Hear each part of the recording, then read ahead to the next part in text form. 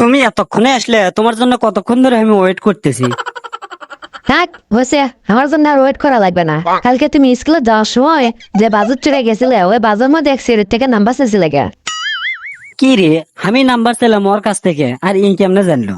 আমার তো এগুলো ভালো লাগে না। মানুষে 10-12টা করে প্রেম করে বেড়ায়, আর আমি এই টুম্পাক ছাড়া অন্য কোনো মেয়ের কাছে যাবারই পাই না, তার আগে ধরা পড়ে যাই। কি হলো, কোনো উত্তর দিচ্ছে না কে? আরে পাগলি, আমি তো ওই ছেলের কাছ থেকে কালকে তোমারই নাম্বার চাইছিলাম। না তো করো, তাই না? আমি কিছু বুঝি না। ওই বাসার মধ্যে যে মেয়ের থেকে নাম্বার চাইছো, ওই মেয়ে তোমার কেরা হয় জানো? ওই মেয়ে তোমার হবু শাশুড়ি মা হয়। খাইছে রে, কোন জায়গায় হাত দিছি আমি? হ্যাঁ, ওই টুম্পা, আমি বুঝতে চাইনি, প্লিজ আমাকে ক্ষমা করে দাও। তাছাড়া আমি তোমাকে আজকেই কথা দিলাম, যতদিন বেঁচে থাকবো তোমাকে ছাড়া আর অন্য কোনো মেয়ের দিকে আমি চোখ তুলেও তাকাবো না। আমাকে এবারের মতো ক্ষমা করে দাও। না, তুমি আমার সাথে আর কোনো কথা কবা না। আজকের পর থেকে তুমি আমার সাথে কোনো যোগাযোগ রাখবে না। থাকো, আমি চলে গেলাম। আর কোনোদিন আমার সামনে আসবে না। এটা কোনো কাম করছি আমি? শালা, টুম্পা তো যে রাগ করে চলে গেল, আমার সাথে মনে হয় আর কথাই কবে না। ইদানিং চোখটা এত খারাপ হয়ে গেছে, মেয়ে মানুষ দেখলে খালি ফেল ফেল করে চায় থাকবার মন চায়। কি যে করি। না, স্কুলের সময় হয়ে গেছে, তাড়াতাড়ি স্কুলে দেই। এই সবাই মনোযোগ দিয়ে হাতের লেখা তাড়াতাড়ি কমপ্লিট করো।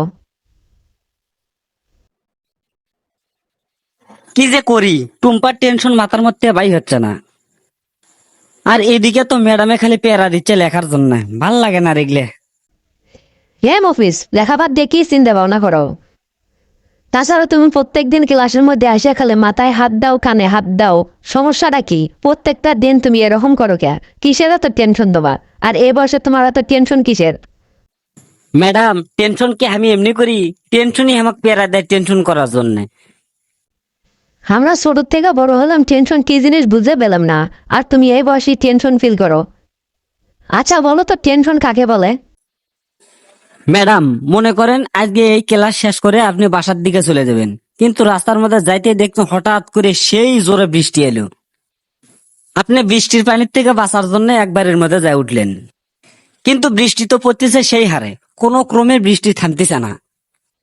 দেখতে দেখতে অনেক রাত হয়ে গেছে, তাও বৃষ্টি শেষ হয় না, পড়তেই আছে পড়তেই আছে। শেষমেশ বৃষ্টি থেমে গেল একবারে রাতের 12টা বাজে। তখন আপনি চিন্তা করলেন এই রাতের বেলা আমি বাড়িতে একলা একলা কেমনে যাবো।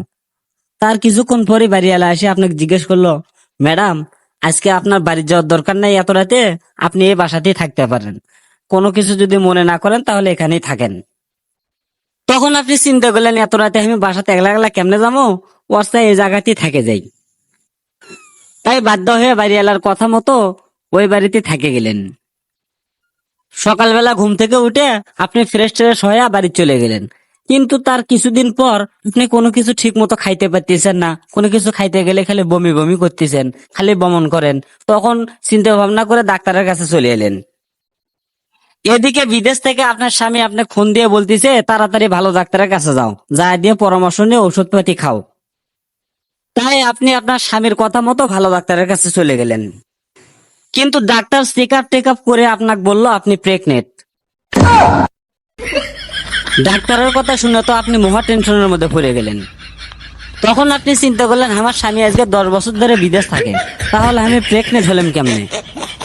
আবার এদিকে ভাবতেছেন সেদিন যে বৃষ্টির মধ্যে ওই বাড়ির যায় উঠছিলেন, ঘুমের মধ্যে ওই বাড়ি এলা আবার কোনো কিছু করছে নাকি।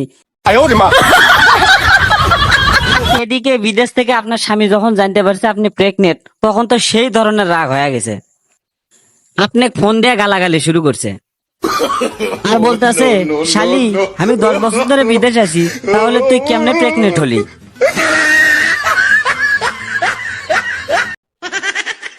তখন তো আপনি সেই টেনশনে পড়ে গেলেন। অফিস হয়েছে হয়েছে, আর কোষ নে। টেনশন কাকে বলে এই কথা শুনবে যে তো তুই আমারই টেনশন ধরে দিল এখন। হ্যালো বন্ধুরা, আজকের মতো এখানেই শেষ করছি। ভিডিওটি ভালো লাগলে তাড়াতাড়ি ভরভর করে লাইক কমেন্ট করে ভরে ফেলে দাও।